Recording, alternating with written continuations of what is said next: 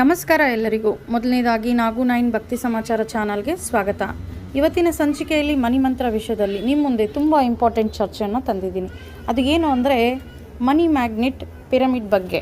ಅಂದರೆ ಈ ಪಿರಮಿಡಲ್ಲಿ ಸುಮಾರು ಡಿಫ್ರೆಂಟ್ಸ್ ಬೇರೆ ಬೇರೆ ಪಿರಮಿಡ್ಗಳಿದೆ. ಅಂದರೆ ಬೇರೆ ಬೇರೆ ಲೋಹದೊಂದಿಗೆ ಮಾಡಿರೋ ಒಂದು ಪಿರಮಿಡ್ಸ್ ಇದೆ.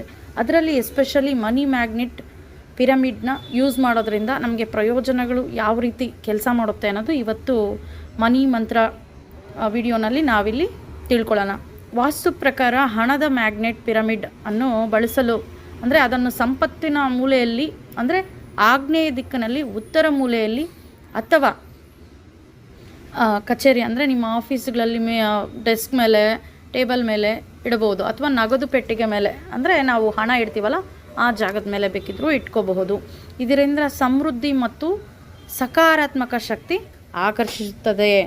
ಆದರ್ಶಪ್ರಾಯವಾಗಿ ಹಣಕಾಸಿನ ದಾಖಲೆಗಳು ಅಥವಾ ಪ್ರವೇಶ ದ್ವಾರಗಳ ಬಳಿ ಅಂದರೆ ಎಂಟ್ರೆನ್ಸ್ ಬಳಿನೂ ಬೇಕಿದ್ರೂ ಇದನ್ನು ಇಟ್ಕೋಬಹುದು. ಯಾವಾಗಲೂ ಉತ್ತಮ ಫಲಿತಾಂಶಗಳಿಗಾಗಿ ಶುದ್ಧ ಉದ್ದೇಶಗಳು ಮತ್ತು ಕಠಿಣ ಪರಿಶ್ರಮದೊಂದಿಗೆ ಅದನ್ನು ಸಂಯೋಜಿಸುತ್ತದೆ.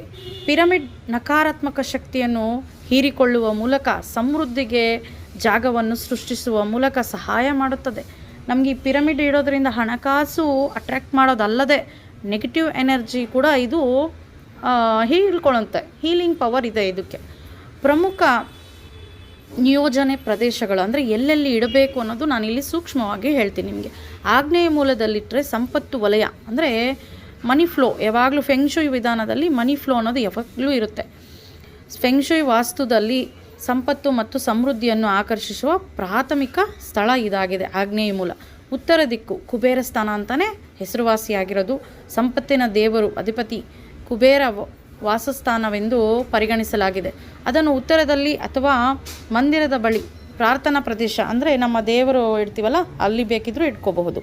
ಮನೆ, ಕಚೇರಿ, ಪ್ರವೇಶ ಎಲ್ಲಿ ಬೇಕಿದ್ರೂ ಇಟ್ಕೋಬಹುದು. ಎಂಟ್ರೆನ್ಸಲ್ಲಿ ನಿಮ್ಮ ಜಾಗಕ್ಕೆ ಸಮೃದ್ಧಿ ಮತ್ತು ಸಕಾರಾತ್ಮಕ ಶಕ್ತಿಯನ್ನು ಸ್ವಾಗತಿಸಲು ಕೆಲಸದ ಡೆಸ್ಕ್ ಮೇಲೆ ಬೇಕಿದ್ರೂ ಇಟ್ಕೋಬೋದು ಅಂತ ಹೇಳಿದ್ದೆ. ನಗದು ಪೆಟ್ಟಿಗೆ, ಸ್ಥಿರ ಆದಾಯ. ನಗದು ಪೆಟ್ಟಿಗೆ ಮೇಲೆ ಇಟ್ಟರೆ ನಮಗೆ ಶಾಶ್ವತವಾಗಿ ಹಣ ಯಾವಾಗಲೂ ಸ್ಥಿರ ಆದಾಯವಾಗಿ ಬರಲಿಕ್ಕೆ ಅವಕಾಶ ಆಗುತ್ತೆ. ಆರ್ಥಿಕ ಬೆಳವಣಿಗೆಯನ್ನು ಆಕರ್ಷಿಸಲು ಪ್ರಮುಖ ಹಣಕಾಸು ದಾಖಲೆಗಳ ಬಳಿ ಅಥವಾ ನಿಮ್ಮ ನಗದು ಪೆಟ್ಟಿಗೆಯಲ್ಲಿ ಇರಿಸಬಹುದು.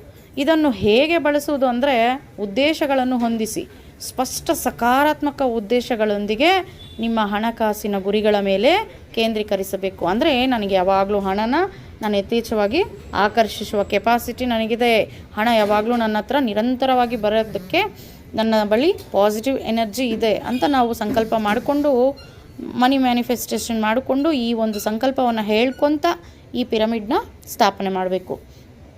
ಜೊತೆಗೆ ಸೂಚಿಸಲಾದ ಸ್ಥಳಗಳಲ್ಲಿ ಅಂದರೆ ನಾನು ಈಗೆಲ್ಲ ಲಿಸ್ಟ್ ಔಟ್ ಮಾಡಿದ್ನಲ್ಲ ಆ ಪ್ಲೇಸ್ಗಳಲ್ಲಿಟ್ಟು ಅದನ್ನು ಇರಿಸಿದ್ರೆ ಏನಾಗುತ್ತೆ ಅಂದರೆ ಅದು ಸ್ಥಿರವಾಗಿದೆ ಎಂದು ಖಚಿತಪಡಿಸ್ಕೊಳ್ಬಹುದು.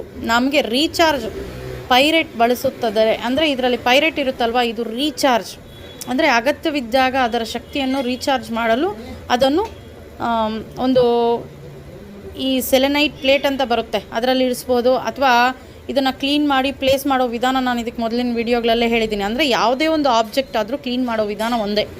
ರನ್ನಿಂಗ್ ಟ್ಯಾಪಲ್ಲಿ ನಾವು ಇದನ್ನು ತೊಳೆದ್ಬಿಟ್ಟು ಮತ್ತು ಮೂನ್ ಲೈಟಲ್ಲಿ ಇಟ್ಬಿಟ್ಟು ಅದನ್ನು ಮತ್ತೆ ರೀಪ್ಲೇಸ್ ಮಾಡ್ಬೋದು. ಪಿರಮಿಡನ್ನು ನಮ್ಮ ಪ್ರಯತ್ನಗಳನ್ನು ವರ್ತಿಸುತ್ತದೆ ಎಂಬುದನ್ನು ನೆನಪಿಟ್ಕೊಳ್ಳಿ. ನಮ್ಮ ಪಾಸಿಟಿವ್ ಎನರ್ಜಿ ನಾವು ಏನು ಕೊಡ್ತೀವಿ ಮೆಸೇಜ್ ಅದನ್ನು ಸ್ವೀಕಾರ ಮಾಡಿ ನಮಗೆ ಹಣ ಫ್ಲೋ ಅನ್ನೋದನ್ನು ತಂದುಕೊಡುತ್ತೆ. ಸ್ಥಿರವಾದ ಕಠಿಣ ಪರಿಶ್ರಮ ಅಂದರೆ ನಮ್ಮ ಕೆಲಸ ಯಾವಾಗಲೂ ಇರಬೇಕು, ನಂಬಿಕೆ ಇರಬೇಕು. ಫಲಿತಾಂಶಗಳಿಗೋಸ್ಕರ ನಾವು ಯಾವಾಗಲೂ ನಮ್ಮ ಸ್ಥಿರವಾದ ಕಠಿಣ ಪರಿಶ್ರಮ ಅನ್ನೋದು ಇರಲೇಬೇಕು. ಈ ಒಂದು ರಿಸಲ್ಟ್ ಅನ್ನೋದು ಸಖತ್ತಾಗಿ ನಿಮಗೆ ಸಿಗುತ್ತೆ. ಹಾಗಾಗಿ 100% ರಿಸಲ್ಟ್ ಇರುತ್ತೆ.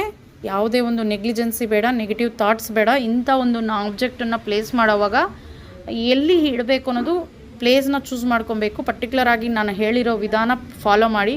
ಕ್ಲೆನ್ಸ್ ಮಾಡೋ ವಿಧಾನ ಅಷ್ಟೇ. ರನ್ನಿಂಗ್ ಟ್ಯಾಪಲ್ಲಿ ಅದನ್ನು ತೊಳೆದು ಒರೆಸ್ಬಿಟ್ಟು ಒಂದು ಕಾಟನ್ ಬಟ್ಟೆನಲ್ಲಿ ಮತ್ತೆ ಪ್ಲೇಸ್ ಮಾಡಿ.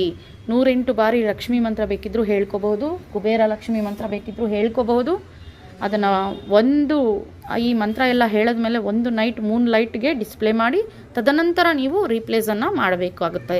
ಈಗ ನಾವು ನಮ್ಮ ಕಡೆಯಿಂದ ಏನಾರು ಈ ವಸ್ತುನ ನೀವು ತಗೊಬೇಕು ಅಂತ ಬಯಸ್ತಾ ಇದ್ದರೆ ಡಿಸ್ಕ್ರಿಪ್ಷನಲ್ಲಿ ಲಿಂಕ್ ಕೊಟ್ಟಿರ್ತೀನಿ. ನಾವು ಎನರ್ಜಿ ಅಂದರೆ ಇದಕ್ಕೆ ಸಂಕಲ್ಪ ಮಾಡಿ ಕಳಿಸ್ಕೊಡ್ಲಾಗ್ತದೆ. ತದನಂತರ ನೀವು ಮತ್ತೆ ಇದಕ್ಕೆ ಎನರ್ಜಿ ತುಂಬಿಸ್ಬೇಕಂದ್ರೆ ಈ ವಿಧಾನ ಫಾಲೋ ಮಾಡಬೇಕಾಗ್ತದೆ.